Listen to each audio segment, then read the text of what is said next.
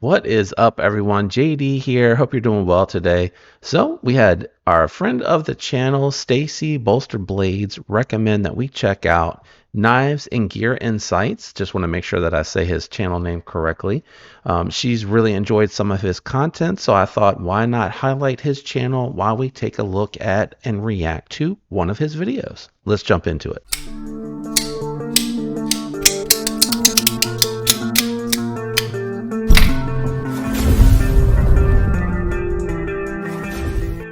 All right, fam. So if you've watched a couple of these, you already know I'm just highlighting a channel that I either know of that I think is small and probably not getting a lot of traffic, or as you can see today, recommended by a friend of the channel. So again, shout out to Stacy Bolster Blade. We're going to be looking at Knives and Gear Insight. Let me go ahead and share my screen. And here is the channel. As you know, I give credit to the actual content creator, and the channel will be linked down in the description along with the video that we're going to be watching today. It just so happened I pulled it up and he has the Trivisa Hornet, and I've never checked out anything from Trivisa, so I figured why not watch this video. It's going to be, looks like a shorter video, not something that's going to take too long to go through today. So I thought this would be a great way to check out what Knives and Gear Insights has. And if you do like the content or you're interested in the channel, I highly recommend you hop on over using the link down in the description below to check them out. And if you enjoy the content, consider giving them a subscription. It would definitely help them, I guarantee it. All right, let's jump into the video. What up, YouTube? Knives and Gear Insight with another short review for a knife that I purchased not too long ago. Right out the gate, nice, straightforward intro, not too long, not too overwhelming, and getting straight to seeing the blade open, which is not something that you see on all channels. I'm guilty as included. Sometimes I do build up the suspense on one that I think is going to be really exciting to open, so guilty as charged. But my man has the knife open right here on the table, ready to go. Right out the gate, first thing I'm going to say, good lighting, able to see the product very well, good detail to it. So let's keep going. It's the new Trivisa Hornet, and I purchased the gray G10 version, which in my opinion looks the best. I mean, there's two aluminum versions. One is with like a red and black handle. The other one is with like a bluish color handle. I didn't like those. I kind of was digging this color scheme the most. It just looks good for some reason. It's not. All right, let's just take a quick look at the knife. I don't mean to pause him, but I do want to see what versions he's talking about. Lord have mercy. All right, let's see. Trivisa Knife Hornet. Oh, there's quite a few different versions of it. So there is a green micarta black wash blade. Looks like his here with a raw finish gray G10, and then it looks like for a little bit more money there is an aluminum version. I'm sure you probably can see all of them if you... Nope, you got to click on each one individually. Yep. So let's see. Yeah. Looks like a slightly textured finish. Maybe that's a G10 inlay. Does it say aluminum and G10? There you go. All right, let's get back to his video now that we found it. He has it linked in his description. I don't know if that's an affiliate link. Yeah, he does have an affiliate link. It says it right here. So if you're interested in this model after watching this today, it would help him if you go over to his channel and use his affiliate link. So I'm going to leave that there. I'm not going to link it in my video, but instead I will have this video of the Hornet review linked, and you can use his affiliate link, which will help his channel if you're interested in this model. All right, let's get back to the review, guys. It's not aluminum, it's G10, but it's fine. And so I have used this a little bit. I had a bunch of knives recently that I purchased, and so kind of pretty much carried this one day, and so on. So I don't have a full like usage out of the knife, but I think I got enough usage out of the knife that I can say, okay, you know, I can give you my opinion about it. So let's go real quick over the knife one more time. So you got, like I said, gray G10 handles. You got a reversible steel pocket clip which is great. You got a great G10 backspacer. You got your lanyard post in the back here, which is a okay integration if you use lanyards. I don't. Um, and Trivisa is really good. I mean, they do not do any big branding on the knives, which I love. They make quality stuff. They're so underrated. Like I mentioned in the previous video already for the Trivisa Monoceros as example.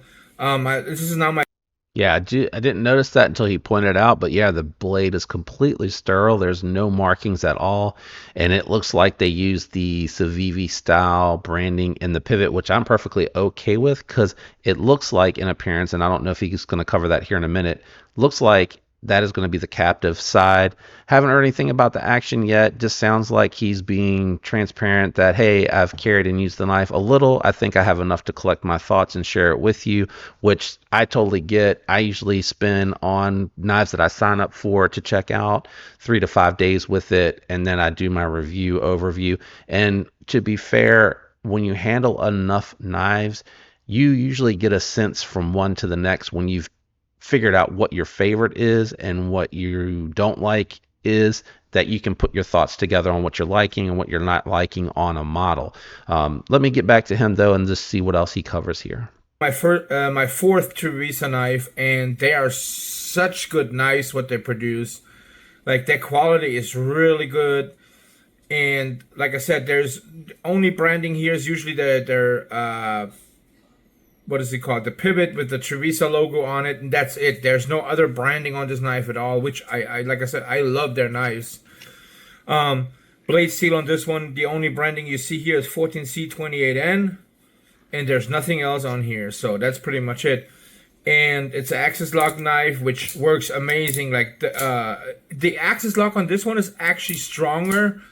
Is on the stronger side versus like other axis lock knives that I have, like for instance the CMB made Predator, for instance, that has a very light deep.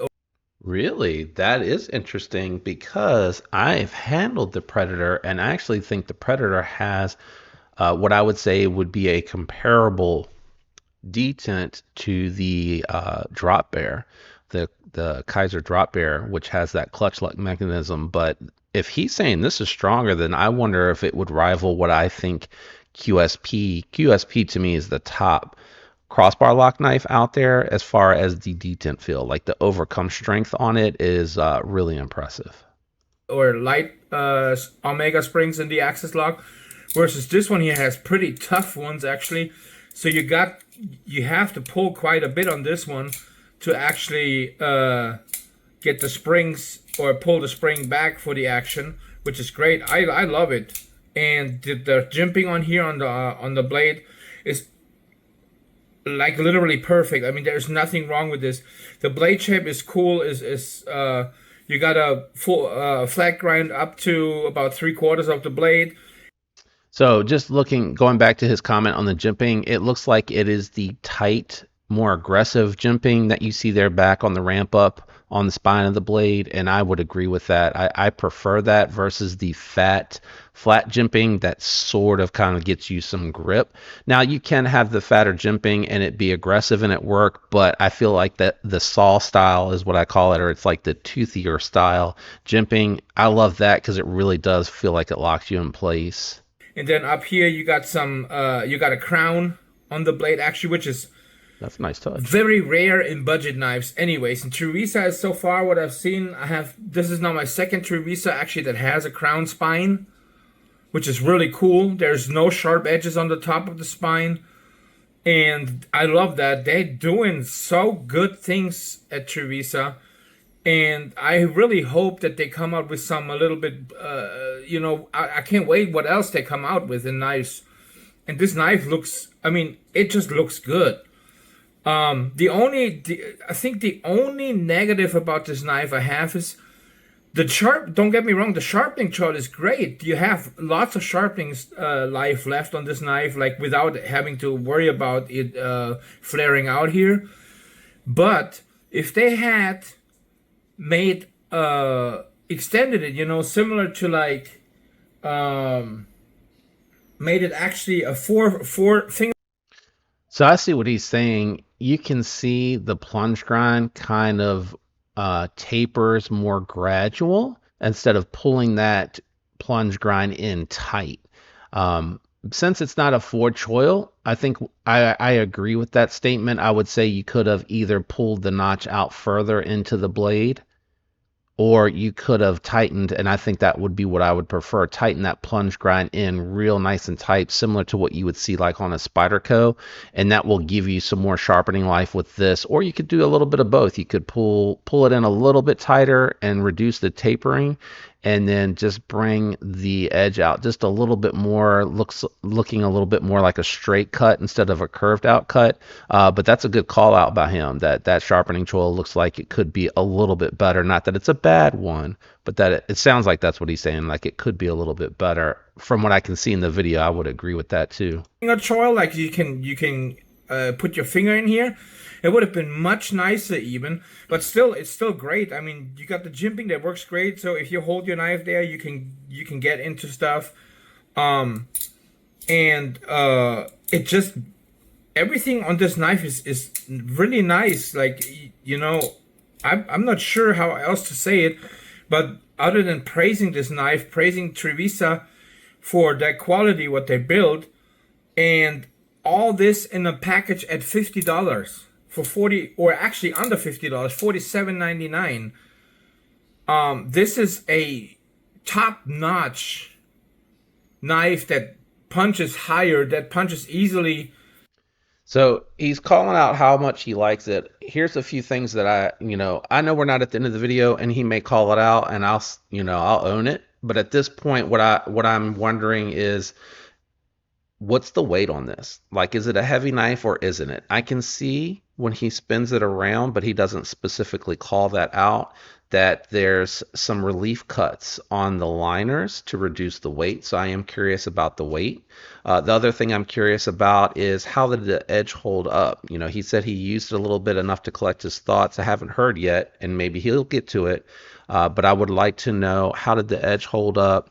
Was it one that after he cut up some cardboard, it did need a stropping to get it back to a real fine edge, like what you see from other brands? 14C28N, to me right now, Kubi's still the measuring stick for 14C28N. Their 14C28N outperforms and runs circles around other brands that I have personally encountered, but I have not handled a Trivisa, so I would be curious to see what his thoughts are in that particular instance. Also, I'm not familiar with him, so I don't know, looking at his hands on this knife, if I were to be catching this video and nothing else, what does it compare to size wise? Like, if you could show us maybe one or two for a size comparison, or you could list the information in the video just to say, hey, it's a 7.25 inch knife, it's a 7.5 inch knife, good size for EDC in my opinion, in that range. Or is it, under